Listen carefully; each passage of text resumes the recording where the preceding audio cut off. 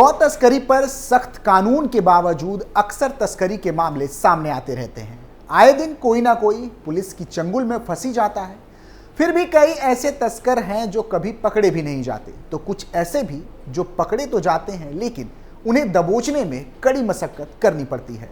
इतना ही नहीं, कई बार तस्करों और पुलिस के बीच मुठभेड़ भी देखने को मिलती है। इस दौरान गोलियां चलना भी बहुत आम बात होती है।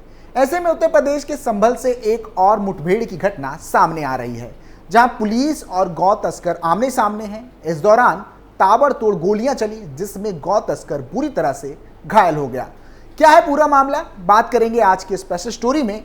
नमस्कार, आप देख रहे हैं कैपिटल टीवी उत्तर प्रदेश और मैं हूं आपके साथ रोहित कुमार। गोलियों की तड़तड़ाहट से गूंजा संभल, गौ तस्कर और पुलिस के बीच हुई मुठभेड़ में तस्करों को लगी गोली, पुलिस वालों ने आरोपियों को दौड़कर दबोचा। पूरी खबर उत्तर प्रदेश के संभल की है, जहां देखते ही देखते पुलिस और गौ तस्करों के बीच मुठभेड़ हो गई।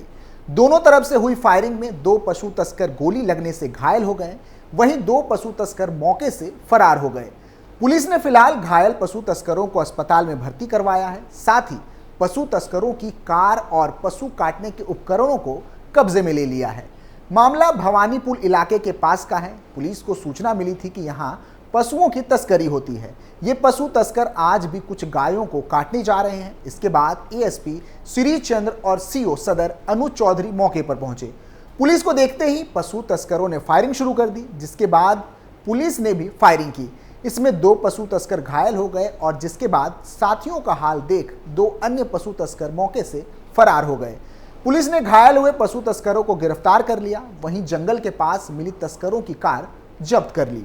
कार के अंदर अवैध हथियार थे, जिनका इस्तेमाल पशुओं को काटने के लिए किया जाता था। फिलहाल पुलिस गिरफ्तार हुए पशु तस्करों से पूछताछ कर रही है और फरार तस्करों की तलाश में जुटी हुई है। हाल ही में कुशीनगर से भी पशु तस्करी का मामला सामने आया था। यहां पुलिस की संयुक्त टीम और पिकअप सवार गौ तस्करों के बीच हाटा कोतवाली के छपरा भगत के पास गोरखपुर कस्या मार्ग पर मुठभेड़ हो गई थी। इसमें पैर में गोली लगने से एक तस्कर घायल हो गया था, जबकि एक और पुलिस ने दौड़कर पकड़ लिया था। घायल की पहचान देवरिया जिले के तरकुलवा थाने क्षेत्र के कमरो होदा उर्फ भिंगूर के रूप में हुई थी। इसके पास से तमंचा और कारतूस भी बरामद हुआ था। इसके बाद घायल तस्कर को जिला अस्पताल में भर्ती करा गया। जानकारी के लिए बता दें कि तस्करों के पास तमंचा और कारतूस भी बरामद हुआ था। दरअसल हाटा कोतवाली पुलिस क्षेत्र में गश्त कर रही थी, तभी सूचना मिली कि तस्कर गौवंश की खेप लेकर गौरी बाजार रोड की ओर से कस्या की तरफ आ रहे हैं। प्रभारी निरीक्षक राज प्रकाश सिंह उच्च अधिकारियों को सूचना दे तत्काल मौके की तरफ चल पड़े। इस बीच साइबर टीम और कप्तानगंज पुलिस भी आ गई। संयुक्त टीम गोरखपुर कस्या मार्ग पर छपरा भगत के समीप घेराबंदी कर तस्करों की तलाश में जुट गई। इस बीच हाटा की तरफ से पिकअप आते देख टीम ने रुकने का इशारा किया। पुलिस टीम को देख बैरिगेटिंग तोड़ते हुए 2 चालक तेज गति से पिकअप को भगाने लगे। टीम ने पीछा किया तो पिकअप रोककर 2 व्यक्ति उतरे और पुलिस टीम पर फायरिंग करते हुए सड़क किनारे तेजी से भागे। जवाबी कार्रवाई में कमरो होदा उर्फ भिंगूर के दाएं पैर में गोली लगी और वह गिर पड़ा, जबकि अब्बास अंसारी को दौड़कर पकड़ लिया गया। तस्करों के पास से 2 तमंचा, 7 कारतूस और 3 खोखा भी बरामद हुआ था। बता दें कि यूपी में लगातार ऐसी घटनाएं देखने को मिलती रहती हैं। बीते साल मेरठ से भी ऐसी घटना सामने आई थी, जहां उत्तर प्रदेश के मेरठ में पुलिस और बदमाशों के बीच मुठभेड़ हुई थी।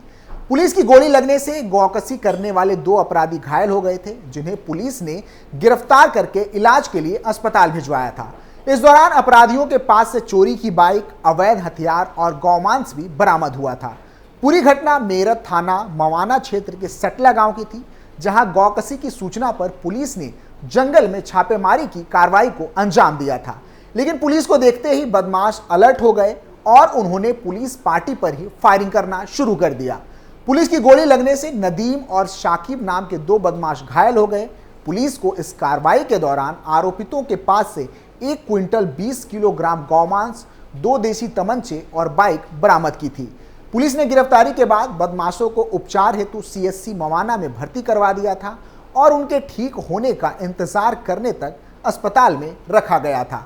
उत्तर प्रदेश सरकार द्वारा गौ तस्करी पर भले ही पाबंदी लगा दी गई हो, लेकिन राज्य में अभी गौ तस्करी रुकने का नाम नहीं ले रहा है। आए दिन पुलिस के द्वारा कहीं ना कहीं गौ तस्कर पकड़े जा रहे हैं। गौ तस्करी का ऐसा ही कुछ मामला गाजीपुर जिले से सामने आया था, जहां काशिमाबाद पुलिस ने 8 गौवंश के साथ 5 तस्करों को गिरफ्तार किया था। इनके पास से एक पिकअप गाड़ी के साथ एक स्कॉर्पियो भी बरामद हुई थी। मिली जानकारी के अनुसार गिरफ्तार आरोपी मऊ, जौनपुर और आजमगढ़ के रहने वाले थे। काशिमाबाद पुलिस को एक दिन पहले अपने मुखबिर के जरिए जिले में गौ तस्करी की सूचना मिली थी। पुलिस को बताया गया था कि काशिमाबाद गाजीपुर मार्ग पर बौरी पुल के पास गौ तस्कर कई गायों को बिहार होते हुए बंगाल ले जाने वाले हैं। इसी सूचना के आधार पर पुलिस ने छापेमारी की। घटनास्थल से पुलिस ने एक पिकअप में लदे हुए कुल 8 गौवंश को कब्जे में ले लिया। साथ ही साथ स्कॉर्पियो गाड़ी भी तस्करों के पास से बरामद हुई। इस स्कॉर्पियो से गौ तस्कर आगे आगे चलते थे, पीछे से गौवंश भरी पिकअप चलती थी। इस तरह वह अपनी तस्करी को अंजाम देते थे।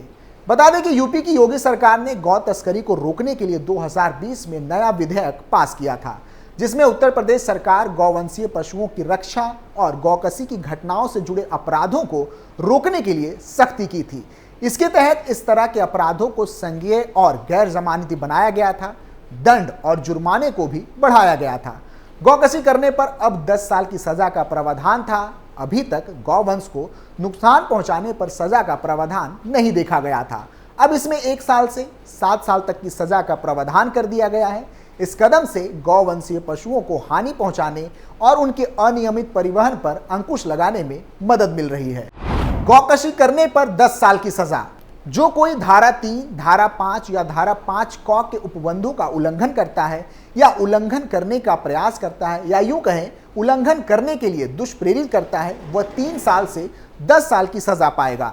जुर्माना 3 लाख से 5 लाख तक होगा। अगर एक बार दोष सिद्ध होने के बाद पुनः अपराध करते हुए पाया गया तो उसे दोहरे दंड से दंडित किया जाएगा। ऐसे अपराधों को अभियुक्तों का नाम, फोटोग्राफ, उसका निवास स्थल प्रकाशित किया जाएगा। गौमांस निकलने पर मालिक और ऑपरेटर पर कार्रवाई। अगर सक्षम प्राधिकारी या प्राधिकृत प्रयोगशाला द्वारा गौमांस की पुष्टि हुई तो वाहन चालक, ऑपरेटर और वाहन स्वामी पर अधिनियम के अधीन कार्रवाई की जाएगी। अगर यह सिद्ध हो जाए कि परिवहन के साधन की समस्त सावधानियों के होते हुए और उसकी जानकारी के बिना अपराध में प्रयुक्त परिवहन के साधन का इस्तेमाल अपराध करने के नियमित किसी अन्य व्यक्ति द्वारा किया गया है तो इस दायरे से बाहर होगा। देना होगा गाय के भरण पोषण का खर्चा। जो गाय इस दौरान बरामद होगी और उनके गौवंश के भरण पोषण का व्यय की वसूली अभियुक्त से 1 वर्ष की अवधि तक अथवा गाय या गौवंश की निर्मुक्त किए जाने तक जो भी पहले हो स्वामी के पक्ष में की जाएगी। गौवंश को नुकसान पहुंचाने पर 3 लाख तक जुर्माना। गौवंशीय पशुओं को शारीरिक क्षति द्वारा उनके जीवन को संकट में डालने अथवा उनका अंग भंग करने और गौवंशीय पशुओं के जीवन को संकट में डालने वाली परिस्थितियों में परिवहन किए जाने पर अब तक दंड नहीं था। अब यह अपराध करने पर कम से कम 1 वर्ष का कारावास होगा और 7 वर्ष तक यह बढ़ाया जा सकता है। जुर्माना 1 लाख से 3 लाख तक हो सकता है। सरकार का कहना है कि उत्तर प्रदेश गौवध निवारण अधिनियम 1955 की धारा 8 में गौकसी की घटनाओं के लिए 7 वर्ष की अधिकतम सजा का प्रावधान है। उक्त घटनाओं में शामिल लोगों की जमानत होने के मामले बढ़ रहे हैं। गौकसी की घटनाओं से जुड़े अभिव्यक्तियों द्वारा न्यायालय से जमानत प्राप्त होने के बाद दोबारा ऐसी घटनाओं में संलिप्त होने के प्रकरण सामने आए हैं, जिसे लेकर सरकार को और भी गंभीर होने की जरूरत है ताकि इन्हें सजा दिलाया जा सके। फिलहाल के लिए इतना ही। आप देखते रहिए कैपिटल टीवी उत्तर प्रदेश। नमस्कार।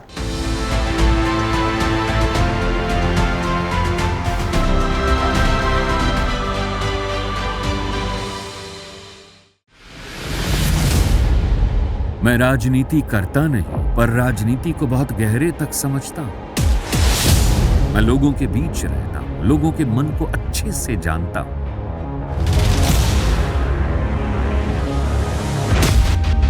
पब्लिक और पॉलिटिक्स की हर नब्ज को खूब पहचानता हूं।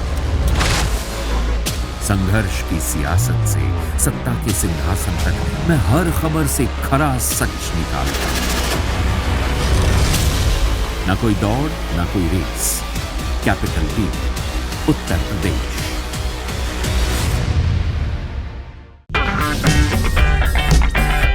अगर आपको हमारा वीडियो पसंद आया हो तो इसे लाइक करें, हमारे चैनल को सब्सक्राइब करें और हाँ, बेल आइकन दबाना ना भूलें। ताकि आप तक हमारे वीडियो की नोटिफिकेशन पहुंचती रहे। आप अपना सुझाव हमें कमेंट बॉक्स में दे सकते हैं। हमारे साथ जुड़ने के लिए शुक्रिया।